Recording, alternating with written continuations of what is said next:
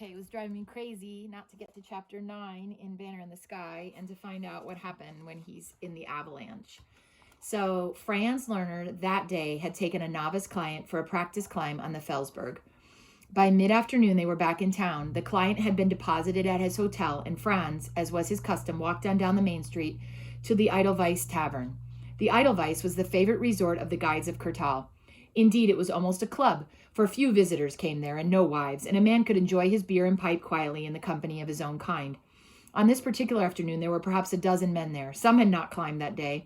Others, like Franz, had returned early from short excursions. At one of the tables were a group of older men: Andreas Krickel, the Tocklich brothers, Johann Feigner, Hans Andermass.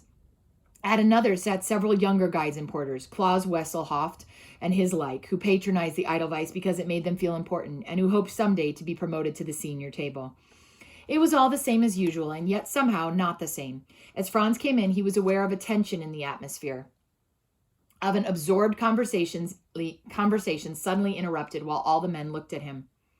"Well, here you are," said Peter Toglich. "Have you heard the news?" "News? What news?" "Your friend the Englishman is climbing the citadel." For a moment, Franz simply stared at him. "Climbing the citadel?" he repeated slowly. Then he shook his head. "No, you must be mistaken. It's not possible." "Very likely not possible," said Andreas Krickel, "but he is nevertheless trying." "No," said Franz again. "He is ambitious, Captain Winter. About the citadel, he is perhaps a little crazy, but not so crazy that he would try it alone." "He is not alone." "What, you mean he is with a guide? What guide?" "He is with Emil Saxo." "Saxo? Of Broly?"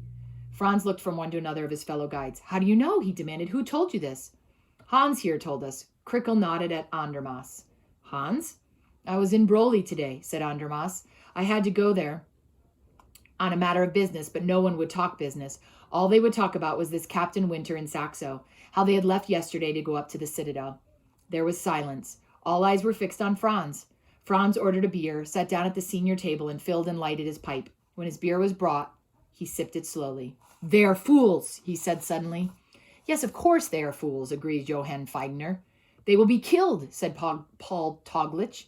"They will be destroyed before they can even set foot on the mountain." "Have they been seen?" asked Franz. "Seen?"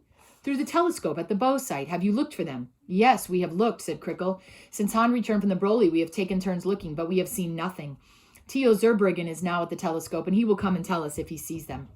"But he will not see them," said Peter Toglich, "because they are already dead. Because the demons of the citadel have destroyed them." The man who had last spoken crossed himself like this, and a few others did the same. At the next table, the younger guides listened tensely, eager to enter the conversation, but not daring to break in on the older men. Franz drank from the beer glass and set it down with a thump. His face was dark, his eyes filled with smoldering anger. "Saxo," he said. "One might have known it. Emil Saxo." "He is a bad one, that Saxo," said Krickel. "He is proud and treacherous," said another. "And a boaster," said another. "But the best of the guides in Broly." Klaus Wesselhoft at the other table could contain himself no longer. "There are no good guides in Broly," he shouted. "They are lumpen, no goods. There are 20 guides in Kurtal who can climb better than Saxo." The older men paid no attention to him, or at least they pretended not to. Again there was silence in the tavern, and beyond the window people went by along the street, and then one of them stopped and looked in. Someone nudged Franz, and glancing up he saw that it was his sister, Frau Matt. At first he merely nodded and expected she would move on, but instead she gestured to him, and rising he crossed to the door and went out. "You are back early," she said. "Yes, today I went only to the Felsberg." "But Rudy is not yet home." "Rudy? Why should he be home?" "If he came back with you." "Back with me?" Franz stared at her. "What are you talking about?" You mean," said Frau Matt, "you mean he was not with you today?" "Of course not. He was at the hotel, the same as always." Frau Matt shook her head. "No," she murmured. Her face had suddenly gone pale, and her brother took hold of her arm. "What is it, Ilse?" he demanded. "What are you talking about?" "He is not at the hotel. He has not been at there all day. I thought he was with you." "With me? On the Felsberg? Why should you think that?" "Because he left me a note.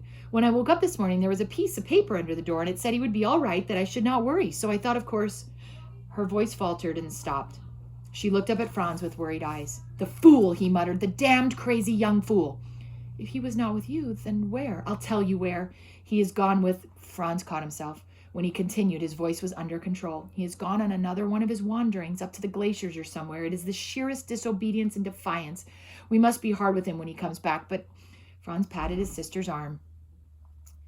But it's nothing to fret about. He will be all right. He has only gone to the glaciers, I tell you, at most to one of the huts.